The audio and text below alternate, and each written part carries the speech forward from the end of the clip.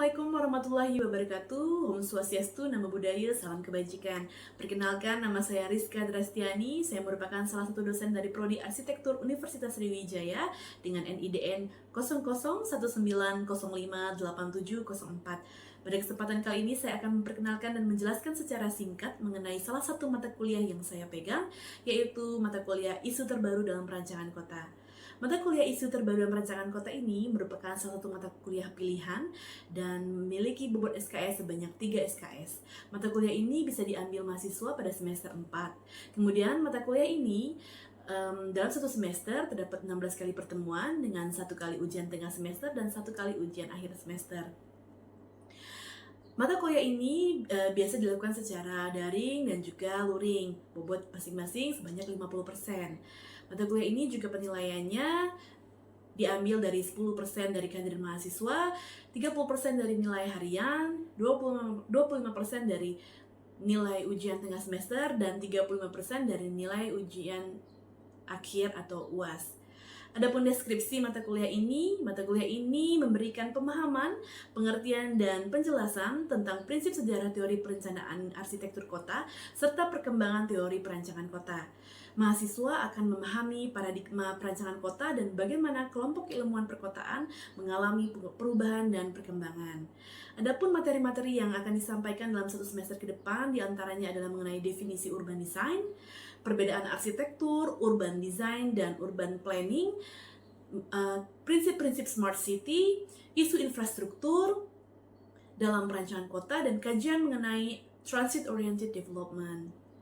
Baik, mata kuliah ini juga diharapkan dapat memberikan tambahan wawasan kepada mahasiswa dan juga mahasiswa dapat berpikir kritis mengenai isu-isu terbaru dalam perancangan kota. Mungkin itu saja yang bisa dapat saya sampaikan. Terima kasih. Assalamualaikum warahmatullahi wabarakatuh. Assalamualaikum warahmatullahi wabarakatuh. Selamat pagi semua, salam sejahtera. Bagaimana kabarnya hari ini? Alhamdulillah. Ya, semoga dalam keadaan sehat walafiat semua ya. Saya ucapkan terima kasih buat adik-adik yang hari ini datangnya online gitu ya. Saya ucapkan juga selamat datang ya dan selamat mengikuti mata kuliah Isu dalam Perancangan Kota ya. Mata kuliah ini bobot SKS-nya sebanyak 3 SKS dan kalian bisa mengambil mata kuliah ini di semester 4 gitu ya. Di semester 4 bisa mengambil mata kuliah ini. Dan mata kuliah ini juga ada 16 kali pertemuan ya, 16 kali pertemuan. Pertemuan pertama sampai pertemuan ke-8 atau ujian tengah semester akan bersama saya, Bu Rizka, dan nanti pertemuan ke-9 sampai ujian akhir semester itu bersama Bu Tutu Sejawati. Nah, mata kuliah ini memang mungkin agak sedikit berbeda dari mata kuliah yang sudah pernah kalian dapatkan karena memang cakupannya lebih luas gitu ya, lebih meso kita bilangnya. Kalau di perancangan kota kita sebutnya meso, itu cakupannya sedang gitu ya, bukan makro. Kalau makro cakupannya lebih besar lagi. Nah, jadi nanti mungkin akan ada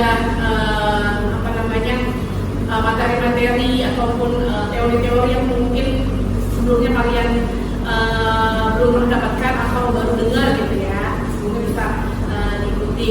Nah, selama perkuliahan berlangsung ya, untuk bobot penilaiannya itu 10% kehadiran. Jadi saya berharap kalian hadir selalu tepat waktu gitu ya, selama 16 kali pertemuan itu. Kemudian 35% itu adalah tugas kecil, berarti ada tugas-tugas kecil mungkin itu resume atau mungkin membuat tulisan ya. Lalu kemudian 25% itu ujian tengah semester. Nanti ujian tengah semesternya mungkin nanti bisa berupa hasil observasi lapangan dan konsentrasi. Lalu untuk ujian akhir semesternya itu berupa tugas besar. Nanti kalian dibagi beberapa kelompok besar, mungkin 1 sampai 5 orang untuk mengerjakan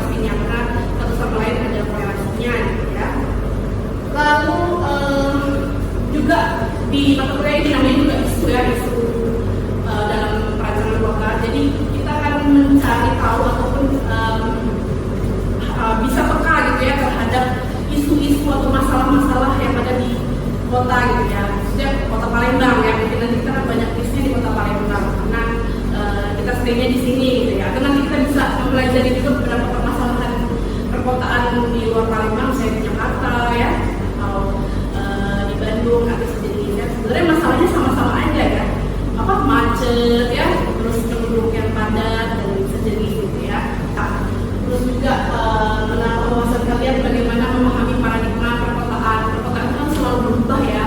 Dulu kan mungkin belum ada LRT, kayak di Palembang belum ada LRT, sekarang udah ada LRT gitu ya. Saya nggak tahu kalian udah lahir kan pas sudah ada LRT ya. Oke. Nah, terus bahan kajian materi pembelajarannya ada beberapa di sini. Saya sebutkan ada definisi urban design ya. Jadi kita belajar mengenai urban design. Di atasnya sedikit dari arsitektur gitu ya. Lalu perbedaan arsitektur, urban design dan urban planner, jangan sampai nanti keluar dari mata kuliah atau keluar selesai dari mata kuliah itu ditanya temennya nggak tahu bedanya arsitektur, urban design sama urban planner gitu ya. Semuanya sama ratain padahal masing-masing berbeda gitu ya, walaupun satu sama lain saling terkait. Kemudian ada prinsip-prinsip smart city, ada terus isu infrastruktur. Dan kalian sudah mendapatkan materi pengantar perencanaan kota ya, sebenarnya tidak jauh dari itu ya. Jadi kalian harus tahu dulu apa itu urban design atau apa itu perencanaan kota ya. Posisi perencanaan kota itu di mana gitu kan. Oke. Kurang lebih seperti ini posisinya. Jadi karena memang kita sudah mempelajari perkotaan atau desain kota gitu ya, perencanaan kota, ini posisinya di tengah ya. Lalu arsitektur dan urban planner istilahnya. Jadi kalau di dunia arsitektur mungkin kita belajar mengenai ruang-ruang gitu pastinya ya, peletakan ruang, zonasi ruang ya, kaitan antar ruang, pokoknya lebih mikro lah ya ininya apa namanya cakupannya. Sementara di urban design itu ya lebih ke skalanya kota. Jadi apa yang sudah dibangun oleh seorang arsitek yang berupa bangunan itu, bangunan-bangunan itu kan berada di sebuah kawasan ya, pasti nanti membentuk sebuah kawasan, akhirnya membentuk sebuah kota kan jadinya. Nah itu dia makanya jadi posisi urban design itu lebih besar sedikit atau kita istilahnya meso ya. Jadi ada mikro, meso, makro. Jadi urban design posisinya di situ, dia berkaitan erat dengan dunia arsitektur karena mendesain posisinya. Sementara urban planner ada di sebelahnya urban design, tapi tidak terkait dengan arsitektur. Jadi jarang sekali. Urban planner itu lebih ke seperti PWK ya. PWK kalau di UGM itu ada ya istilahnya PWK ya, planner lah istilahnya seperti itu. Nah, urban design itu kenapa dia berkaitan, cincinnya berkaitan dengan urban planner? Karena orang-orang urban design atau orang-orang perencanaan kota, dia harus bisa juga mengetahui aturan-aturan yang dibuat oleh urban planner. Jadi si urban planner ini adalah orang-orang yang menghasilkan peraturan-peraturan. Jadi kayak kalau kalian pernah dengar koefisien dasar bangunan, HDB, KLB, atau mungkin pernah lihat peta-peta yang warna-warni kuning, merah, ungu, itu yang bikin orang urban planner.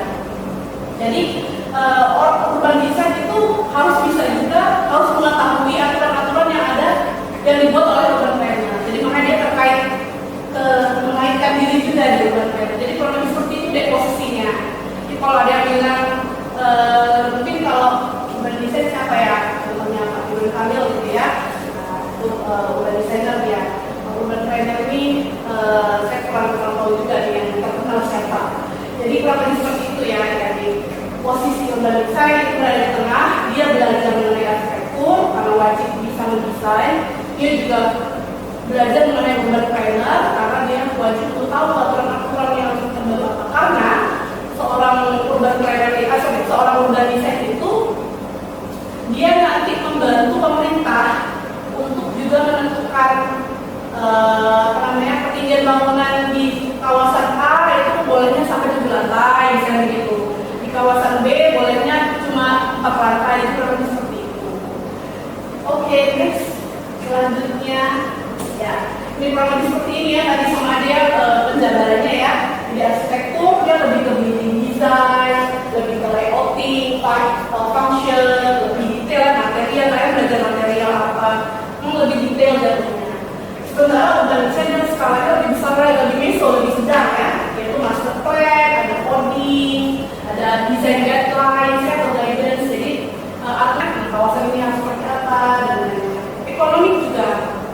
Jadi dari sisi ekonomi seorang urban design harus bisa meningkatkan value ya dari sebuah kawasan gitu ya, orang-orang bisa atau kawasan itu bisa hidup gitu ya, bisa aktif.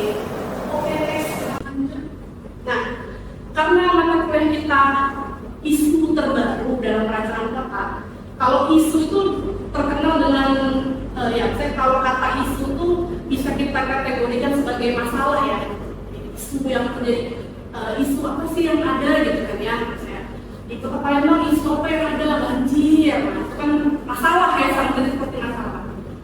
Isu apa di Jakarta, macet dan lain-lain. Nah, masalah kawasan kota ini saling berkaitan ya dengan dunia arsitektur gitu ya. Jadi kalian sebagai seorang arsitek tentu saja harus bisa membaca itu, calon arsitek gitu ya, bisa membaca masalah kota itu apa. Baru akhirnya kalian bisa menentukan, oh kota itu butuh desain ini, atau kota itu butuh membangun ini gitu ya, atau membangun misalnya karena kotanya padat gitu ya, atau mungkin areanya sudah terlalu sempit, bangunannya harusnya vertikal yang ke atas, tidak lagi yang di landed ya, landed house kayak gitu. Jadi itu saling berkait lah antara ilmu arsitektur dan urban. Oke, next. Oke, nah apa aja sih isu-isu dalam perencanaan kota? Yang paling utama pasti sudah tahu ya, apa padatan penduduk ya, manusia semakin banyak gitu ya, terus juga urbanisasi ya, orang pada maunya ke kota supaya dapat pekerjaan yang layak dan lain-lain lah, berbagai macam alasan. Nah itu termasuk sebuah permasalahan ya, yang harus diselesaikan bersama-sama. Terus juga dari kepadatan penduduk yang lumayan banyak, akhirnya tata guna lahannya juga berubah gitu ya, yang mungkin harusnya tidak, yang dulu mungkin kosong sekarang udah padat dengan penduduk atau padat dengan hunian, ataupun mungkin karena mungkin banyak urbanisasi masyarakat desa ke kota, mereka tidak memiliki finansial yang baik, sehingga membuat area selam-selam area umum gitu kan ya, di beberapa tempat. Nah itu jadi permasalahan sebuah kota. Oke, next ya, urbanisasi ya.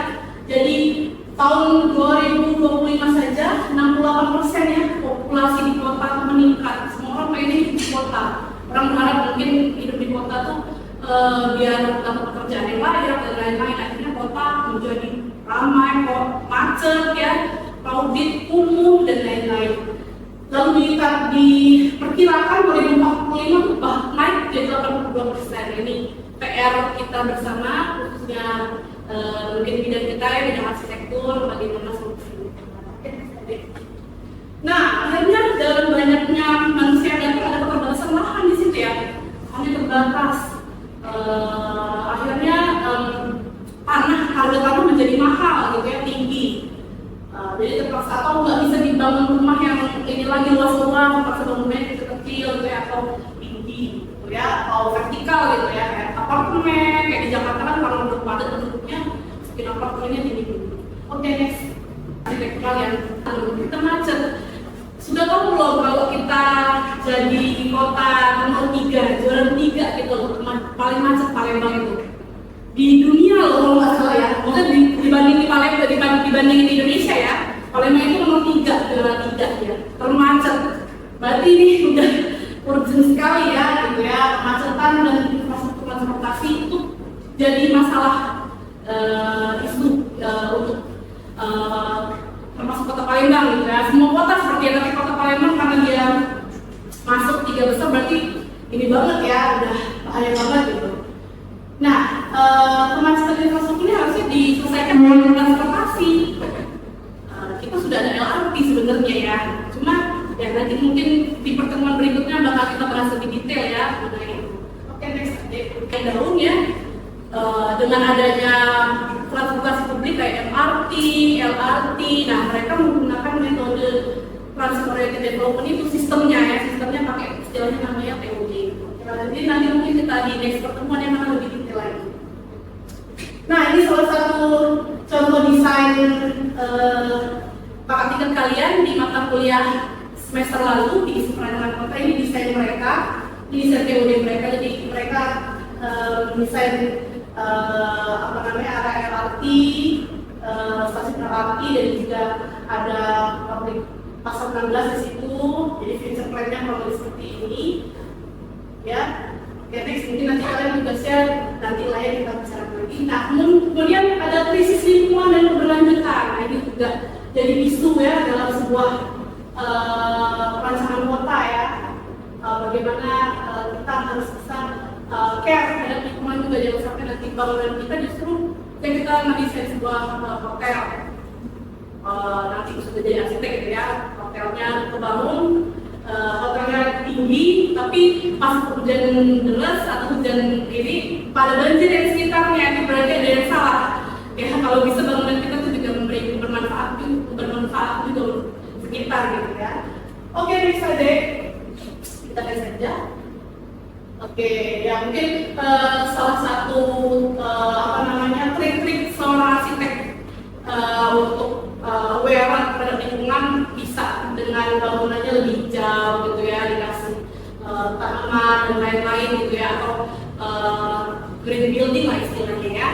Oke, next ada ini juga salah satu desainnya Ridwan Kamil, dia selaku arsitek. Dari masalah isu dari perancangan kota adalah keseimbangan antara modernisasi dan pelestarian budaya, atau ya kita walaupun kita sebagai arsitek atau urban design memang kita pola pikirnya harus visioning ya, future plan gitu ke depan bagaimana, tapi kita juga tetap harus memikirkan yang masa lalu juga ya, karena kita punya, khususnya Palembang punya kawasan heritage gitu ya, kira-kira bagaimana bisa sustainable, apakah mungkin dengan menggunakan konsep-konsep adaptive reuse atau apa, jadi bangunan-bangunan lama jadul-jadul itu ya bisa digunakan kembali gitu ya, entah itu kafe atau apapun, jadi kan sustainable gitu ya, berkelanjutan, kurang lebih seperti itu.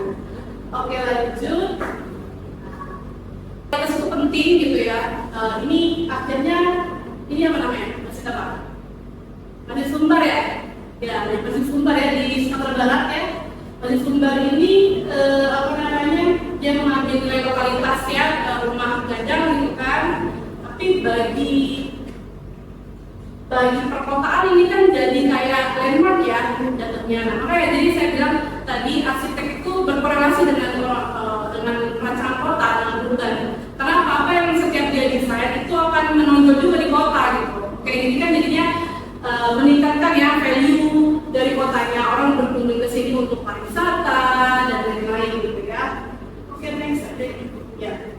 Next, nah ini juga Masjid Al-Jabar ya, Al-Jabar di Bandung ya, itu juga Masjid Al-Jabar jadi ikon juga ya, bagaimana masjid ini sekarang menjadi fenomenal, terus juga menjadi spektakuler, crowded ya, mengajak orang untuk ramai berbondong-bondong datang.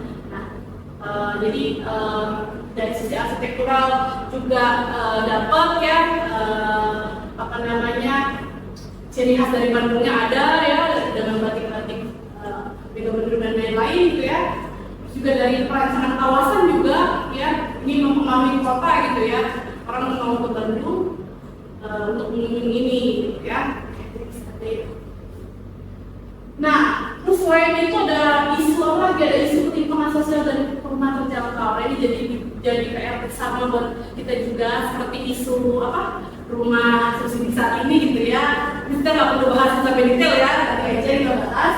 Itu jadi PR juga untuk semua stakeholder, dan mungkin juga untuk kalian sebagai calon arsitek, kira-kira gimana sih bisa menghadirkan perumahan yang terjangkau tapi bisa nyaman gitu ya untuk masyarakat. Oke, next ada. Nah, ini juga isu yang paling krusial gitu ya, bencana alam dan ketahanan kota ya. Kita pernah ini ya, sebenarnya bukan bencana alam juga ya, yang kalian pernah nggak kita listrik mati hampir 24 jam itu udah stres kita ya, itu sama aja bencana sih menurut kita ya gitu ya. Jadi listrik padam itu karena mungkin pasokan listriknya sama dari sumber daya alam juga ya kan ya. Terus juga banjir ya, bikin macet dan segala macam saling terpaut satu sama lain. Jadi ini juga bencana alam itu selain LRT transmisinya harus jalan, terus juga angkotnya juga harus jalan gitu ya, dan lain-lain. Nah, sementara itu Palembang sebenarnya mau menerapkan konsep TOD itu sendiri dari tahun 2020 itu sudah mau diterapkan, cuma katanya lagi lagi dibikin ini peraturannya, cuma sampai detik ini memang belum ada gitu ya. Jadi memang sebaiknya kita tunggu saja mau seperti apa. Yang jelas mereka akan memfokuskan TOD itu di titik Ampera, stasiun Ampera, karena stasiun LRT Ampera. Nah, mereka memfokus di situ karena apa? Karena titik yang di Ampera itu adalah titik yang paling lengkap ininya, perpindahan moda transportasinya. Jadi mereka transit LRT di Ampera, mungkin mereka bisa lanjut dulu kan ada ini ya transfusi, atau mereka mau menyeberang pakai transportasi air. Jadi cukup komplit di situ sebenarnya. Nah, itu mau dikembangkan dengan konsep teori, cuma belum saat ini belum berjalan. Kita doakan saja semoga bisa ke arah sana ya. Memang PR-nya banyak kita ya, manusia juga harus smart, selain government-nya juga. Jadi didoain aja. Jadi kurang lebih seperti Faras ya. Ada lagi mungkin, terima kasih Faras ya. Ada silakan. Oke, di sini pertama saya mau coba. Di sini kan menyinggung sedikit mengenai LRT dan juga alternatif tadi ada terkait permasalahan isu mengenai kepadatan penduduk. Nah, menurut Ibu bagaimana kira-kira keadaan LRT di Palembang ini dan juga bagaimana solusi di LRT di Palembang ini untuk memberikan penanganan pada masyarakat setempat juga. Terima kasih Ade pertanyaannya. Ya, LRT ini makanya tadi saya bilang juga kita cukup berbangga hati lah ya, LRT ini jadi atau kota kita ini jadi kota pertama yang memiliki LRT atau mass public transportation ya, transportasi massa publik pertama gitu ya yang ada di Indonesia. Cuma memang di awal memang adanya LRT itu cukup memberi suara-suara sumbang ya, ada yang memberi suara sumbang maksudnya apakah ini bakal jadi monumen aja gitu kan, kira-kira bakal sustainable atau tidak. Nah itu memang ada yang seperti itu. Tapi sekali lagi sama seperti yang saya bilang tadi, ini sudah langkah besar bagi kota Palembang, padahal bukan ibu kota gitu ya, tapi dia sudah mau mencoba untuk membuat gitu ya, dan bisa menunjang dari stasiun LRT-nya itu sendiri agar orang-orang itu bisa menggunakan LRT dan bisa mau gitu ya, tidak harus menggunakan kendaraan pribadi untuk ke tempat tujuannya. Cuma memang lagi mungkin biar masyarakat itu tertarik untuk menggunakannya, yaitu lagi per segmen stasiun perlu didesain sedemikian rupa agar mereka tertarik gitu ya untuk bisa naik moda transportasi massal tersebut. Dan mungkin juga balik lagi juga ke sistem TOD-nya tadi, perpindahan modanya juga harus lebih jelas lagi ya, maksudnya saat ini kan transportasi sudah tidak ada lagi ya, gitu ya, sudah diganti sama minibus. Nah itu sebenarnya seharusnya balik lagi lah ke transmusi, karena kan dia bentuknya bus lebih besar lagi, jadi dan cakupannya lebih luas lagi kan kalau transmusi. Jadi memang ini balik lagi ke stakeholder-nya, pemerintah, bagaimana mereka bisa mengemas itu dengan baik sehingga orang mau menggunakan LRT bukan hanya sekedar untuk berwisata saja. Kalau dulu awal-awal, kalau sekarang itu udah mending ya deh ya, orang memang menggunakan itu untuk transportasi mobilitas gitu kan. Tapi kalau dulu untuk jadi makmum jadi kereta wisata kan, dulu orang ke Palembang ini yang dari daerah gitu kan, dan ke Palembang punya LRT biar bisa foto dan segala macam itu. Jadi memang jadi PR kita bersama, atau mungkin nanti semoga ada kota kita bisa lebih berkembang dengan baik sehingga jalur-jalur LRT-nya bisa diperbanyak, tapi memang agak sedikit ini ya, agak sedikit sulit ke arah sana kalau saya lihat secara pribadi. Karena apa? Jarak-jarak antar kita tuh memang tidak terlalu jauh-jauh kayak di Jakarta. Di Jakarta memang sudah pantas ada MRT, karena memang jarak dari misalnya dari Depok ke Jakarta itu udah 1 jam, 2 jam gitu kan, atau jarak dari Bekasi atau mungkin jarak dari Bintaro ke Jakarta Selatan kan lumayan jauh-jauh. Jadi antar wilayah memang cukup punya jarak gitu ya. Sementara kalau kita tidak terlalu seperti itu, cuma balik lagi memang perlu diramu sedemikian rupa konsepnya gitu kan. Apakah justru dengan adanya menghidupkan kembali transmisi bisa lebih baik gitu ya, yang nanti menunjang si LRT itu sendiri gitu. Ya, jadi terus juga infrastrukturnya sih, jadi ya infrastruktur penunjang dari LRT itu sendiri sepertinya masih kurang gitu, karena salah satu penunjangnya itu adalah pedestrian ya, jalan kaki. Sementara kita lihat sendiri ke jalan trotoar kita itu seperti apa gitu kan, trotoar kita extendnya tinggi ya, untuk tidak nyaman lah, terus juga pavinnya juga cukup ada yang rusak atau ada yang ini, jadi tidak nyaman untuk berjalan. Itu memang PR kita bersama. Beberapa mahasiswa TK yang dia langsung aja nggak ada pedestrian, langsung kayak site dia di dekat LRT, di dekat stasiun LRT, nggak kalian dikasih pedestrian, jadi mereka mau jalan di mana? Mau jalan di jalan kan nggak mungkin.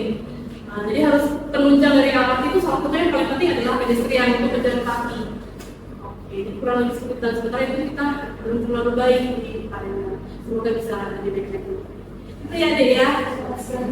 Sama. Oke, kayaknya udah cukup untuk pertanyaan hari ini adik-adik ya. Terima kasih ya. Saya ucapkan kita ketemu di pertemuan berikutnya. Minggu depan mungkin tentang lebih bincang mengenai prinsip-prinsip safety ya. Terima kasih adik-adik untuk pertemuan hari ini. Saya tutup ya. Assalamualaikum warahmatullahi wabarakatuh.